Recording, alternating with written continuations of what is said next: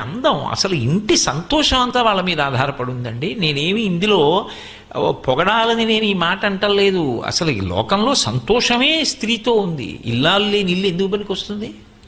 ఎందుకో పనికిరాదు. ఆ ఇంట యజమానికి ఏ సంతోషం ఉండదు, ఇల్లాలే సంతోషం.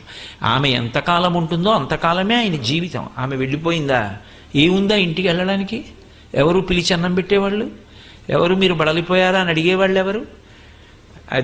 ఈ సౌకర్యం ఈయనకి చెయ్యాలని తాపత్రయపడేవాళ్ళు ఎవరు? ఆమె ఉన్నంతకాలమే ఇల్లు. ఆ ఇంటికి సౌభాగ్యం, ఇంటికి సంతోషం, అసలు ఇంట్లో తిరుగుతుంటే ఆనందం.